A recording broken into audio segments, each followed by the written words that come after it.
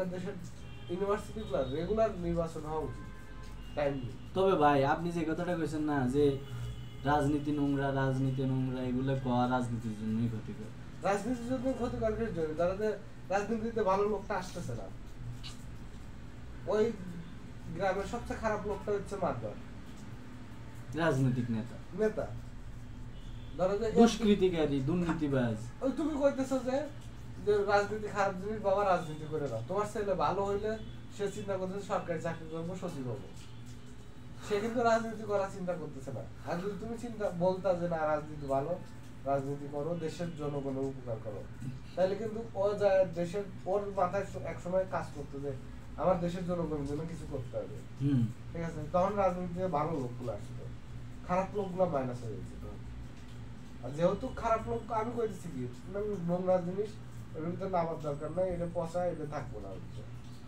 এই জন্য কি করতেছে, তুমি যারা সাইডে দিতেছো ওই জিনিসটা, ওই সুযোগটাই কেউ না কেউ দখল করে নিচ্ছে। হ্যাঁ, ওই সুযোগটা নিচ্ছে কে?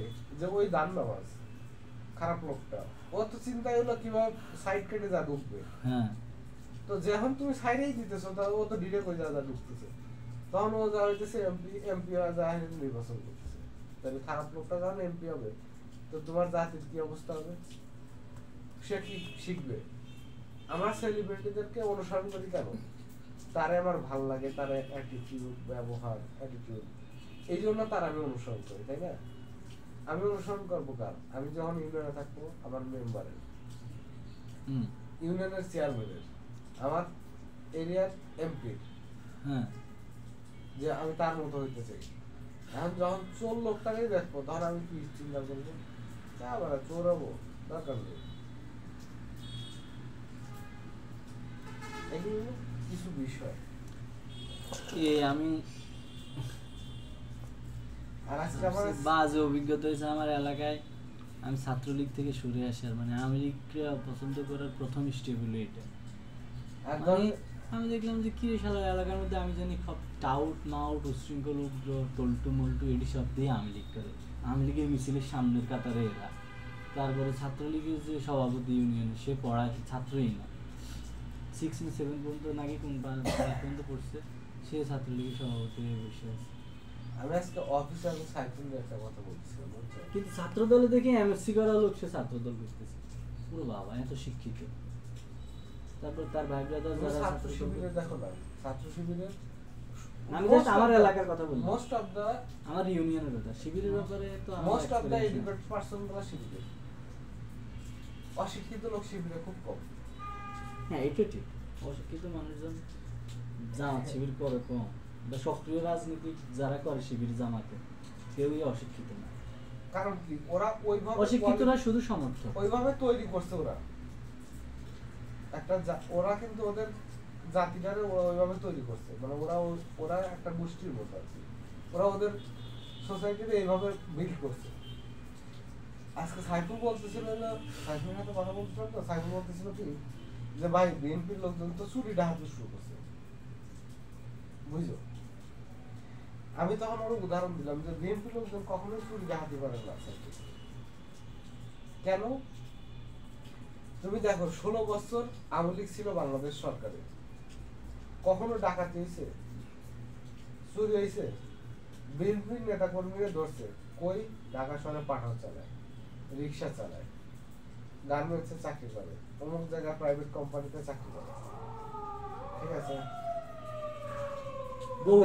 হ্যাঁ, আমার নিজের জানাশোনা বহুত মানুষ আছে। তাইলে ওর ভিতর ওরা কিন্তু এসে চুরি ডাকাতি করার চিন্তা করে নাই যে শালা সরকারি টাকা তো চুরি করতে পারতেছিলে, এনতে চুরি করি, বুঝো?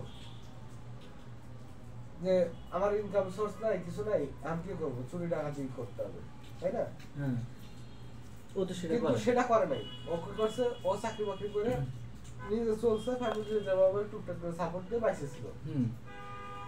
এখন রানিং অবস্থা বিএনপির লোকজনের কোনো চুরি করার দরকার নেই, ও তো এক্সিস্টিং কাজই আছে, চুরি করার দরকার নেই। কারণ কি, আমরা যেটা জানি আর কি, যে ধরো যে একটা কার্ড বা কোন সরকারি কাজ আসছে, যদি ও চায় আর কি, বিএনপির লোকজন ধরো উপজেলা থেকে কাজ পাস করে নিয়ে এসে ওটা টাকা খাইয়ে দিতে পারে না, বা ধরো 5 লাখ টাকার কাজ নিয়ে আসছে 1 লাখ টাকা দিয়ে করে টাকা তুলে নিল, ওর কিন্তু চুরি করার দরকার নেই, ও ওর কর্মী একবারে মাঠ পর্যায়ে পর্যন্ত টাকা দেয়, বাক পাইতেছে, ওর কিন্তু চুরি করার দরকার নেই।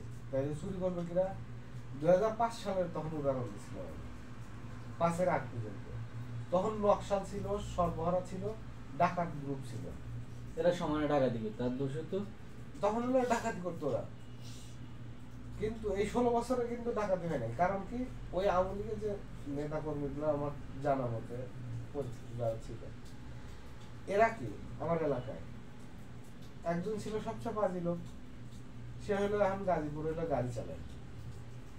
আমাদের ওই এলাকায় যে অস্ত্র ব্যবসা করতো আলতাফ নাম হলো, উনি হলো ওই গাড়ির হেল্পার, বুঝলো?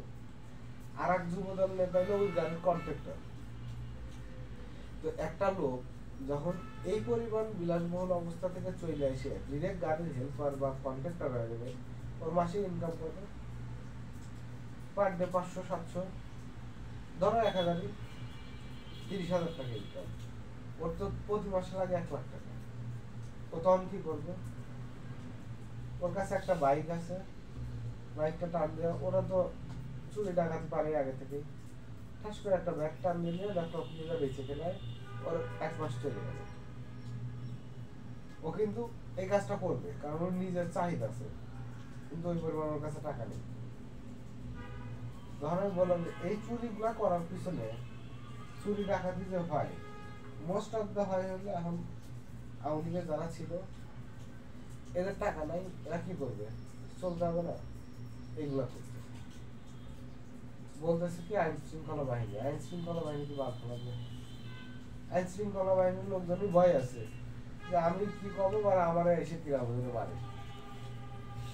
তার মানে এখন যারা চুরি ডাকাতি করতেছে এদেরকে সমানে শাস্তি করলে, শিক্ষা দিলে শিক্ষা তোমার ধরো এই যে আমার এরা নিশ্চিত আমরা কিন্তু আমার ধরনের আমাদের বাঙালি জাতির সমস্যা করে। দেখো আমরা চাই কি, আমরা বাংলাদেশি মোস্ট অফ দা লোক চাই যে একজন মেয়েরে রেপ করছে পরে ফাঁসি দিয়ে দাও, ঠিক আছে?